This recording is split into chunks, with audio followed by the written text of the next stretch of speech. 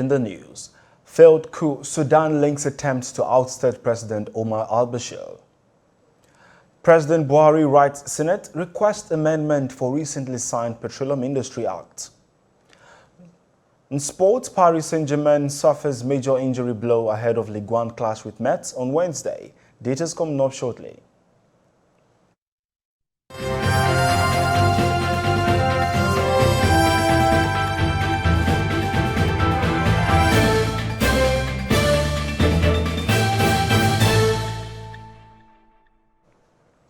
This is TOS Television, your digital first Pan-African news network. I am Merciful Ajinamon, and you're watching TOS News 360.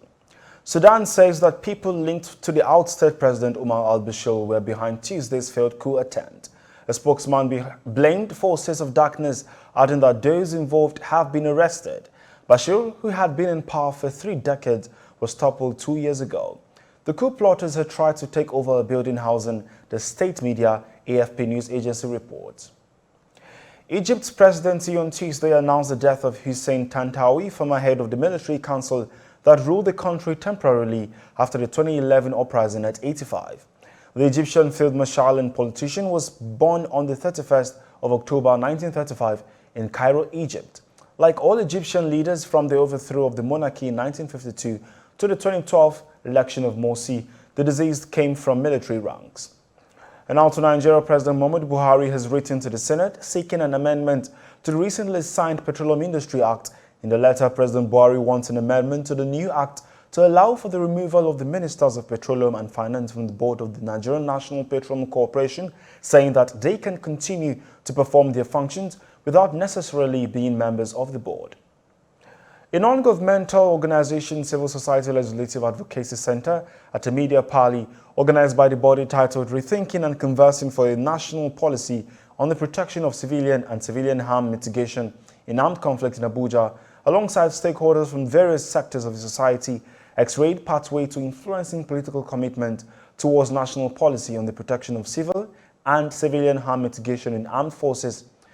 Delivering his welcome remark, the executive director of CISLAC, Awal Musarraf Sanjani, noted that the body is of the opinion that good protection regime within the security sector is key for attaining any meaningful progress on the subject matter. The paramount ruler of Atiap Chiefdom, also known as Agwatiap, Sir Dominic Yahya, has raised alarm over Fulani attacks which have taken the lives of over 50 villagers under his domain, which include Zango Kataf in southern Kaduna in the period of 1 month. Sir Dominic has revealed that the killings included heavily pregnant women and children, also saying that 254 houses and 7 churches were severely damaged by the herdsmen during the sustained attacks. This is your digital first Pan-African news network, TOS Television, and you're watching TOS News 360. National, global, business and sports news on return. Stay with us.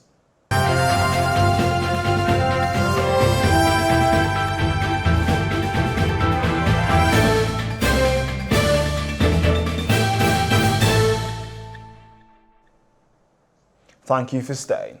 The Independent National Electoral Commission in Yobe State said it has suspended the continuous voter registration exercise to facilitate the display of new entrant registers between Tuesday 21st September 2021 and Monday 4th October 2021. This move comes a day after the electoral body in Katsina State also suspended the CVR exercise. The suspension was announced in a press statement issued on Tuesday and signed by the head of Department Operations, which indicated that the preliminary register of voters will be displayed in all 17 local government areas INEC offices as from 24th to 30th September 2021. A third Russian faces charges over his alleged involvement in the 2018 Salisbury poisonings, which left 3 people critically ill and 1 dead. Security sources believe Denis Sergeyev was the on-the-ground commander in the Novichok attack on former double agent Sergei Skripal and his daughter Yulia.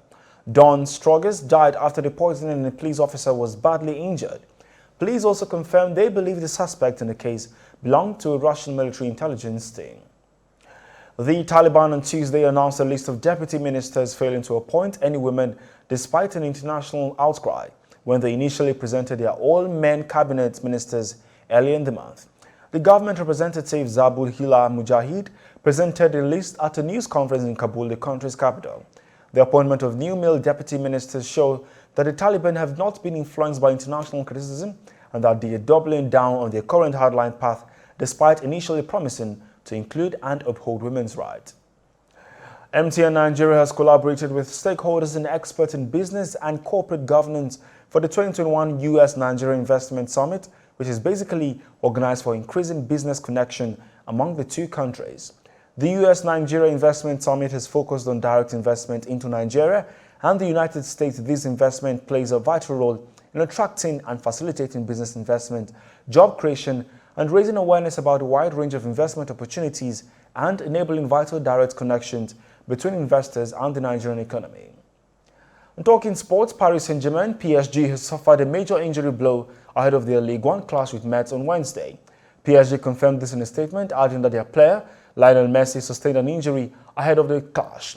Mauricio Pochettino's side are currently on top of the Ligue 1 table with 18 points from 6 matches. The statement read, Lionel Messi, who took a knock to his left knee against Lyon, underwent an MRI on Tuesday morning, which confirmed signs of bruising of the bone.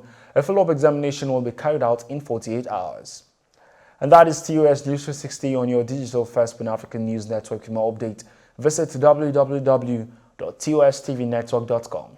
Follow and like our social media handles on Facebook, Twitter and Instagram. And remember to subscribe on YouTube.